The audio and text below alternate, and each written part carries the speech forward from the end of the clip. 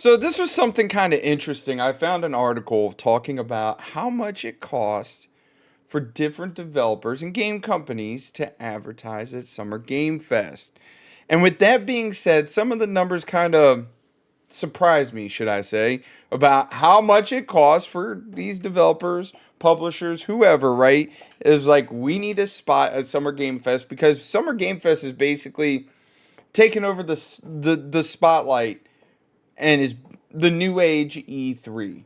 I'm just going to put it that way. So when it comes down to a massive gathering of individuals that are in the industry of games, I'd say Summer Game Fest hands down has taken over that spotlight. So we're going to talk about how much it costs these developers to advertise at Summer Game Fest. But real quick, we're going to compare this to the numbers of the Super Bowl. So let's check this out, you guys. So this was interesting, right? Sorry, I was playing Civilization yesterday. I forgot I didn't have this set right. Anyways, I was playing. I was looking at it and I typed in how many people watch the Super Bowl. So as of right now, the average of more than 123 million people tune in to the Super Bowl. 123 million. Keep that number in mind. That is a massive, and I mean massive number of people that actually tune in to watch the Super Bowl, right? But how many people tune into Summer Game Fest? Well, according to this, more than 27 million have tuned in. Don't get me wrong, this isn't taking into account the individuals like myself who go back after Summer Game Fest and actually watch these trailers afterwards. It's saying at least it's 2 million more than ESPN would draw during the college football playoff national championship between Michigan and Washington several months ago. So that's kind of interesting to see that there's actually 27 million people that tune in to watch Summer Game Fest. But like I said, I always go back and there's a lot of there's a lot of fluff for Summer Game Fest that I don't care about. So that's why I don't watch the entirety of the show, if that makes any amount of sense. But the next burning question I have is how much does it cost to have an ad in the Super Bowl? Let's take a look. The average cost of a 30-second commercial ad for 2010 was 2.95 million. Last year, 2023, the average cost was $7 million for a 30-second ad break. $7 million for a 30-second ad. That just blows my mind. So then we're going to come here, random. Here's how much it costs to showcase a trailer at Summer Game Fest. Hint, it's quite a bit. Is it close to that $7 million mark? We'll see. Have you ever wondered how much it would actually cost a publisher to showcase a trailer at the Summer Game Fest showcase? Well, probably not. But you're here now, which means you're likely just a bit curious, right? I mean, I was. I was like, huh, how much? Thanks to Esquire via Eurogamer, the cost for a game trailer has been revealed, and it ain't cheap, which doesn't surprise me. Basically, publishers looking to showcase a 1 minute trailer need to fork up $250,000. Which to me, I mean, if you think about it, how many people watch? So we'll just say 20, 25 million, and we'll say this is at 125. So what, 5x? You're still getting more bang for your buck than you would if you advertised for the Super Bowl. Add 30 seconds, and you're looking at 350,000. 2 minutes, 450,000.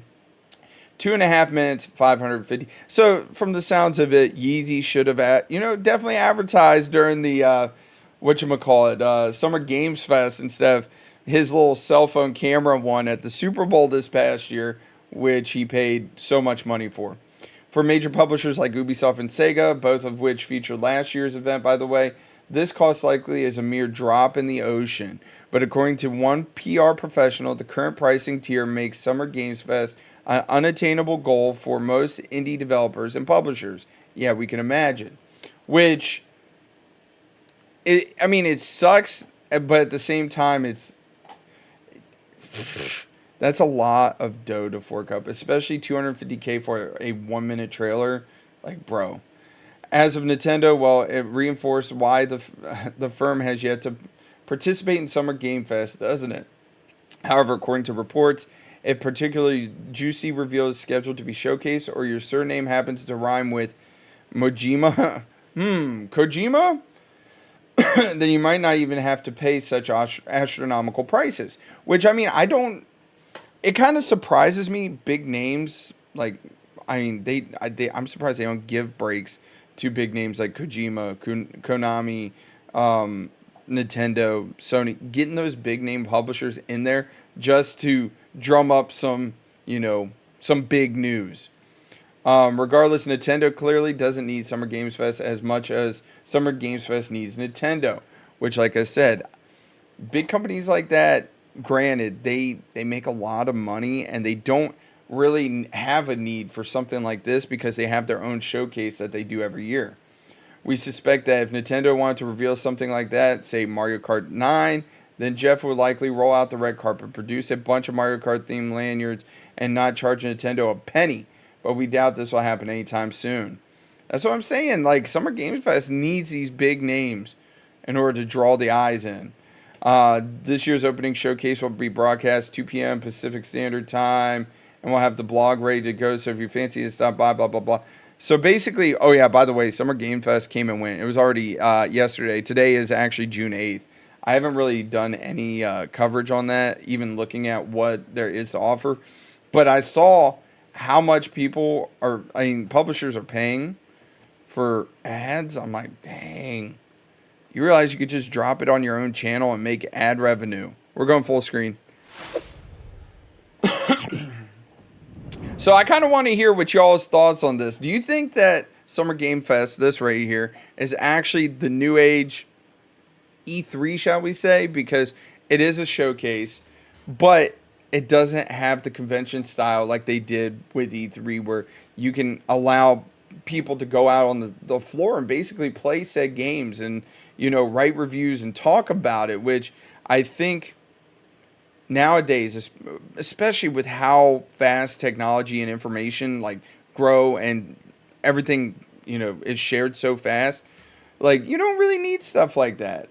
It'd be nice to get actual industry individuals that play games, actual people that, are on the pulse of playing games versus journalists that don't play games, that don't care about the medium, basically, that are only in it for the money because they're there because, they're a pretty face and people watch them.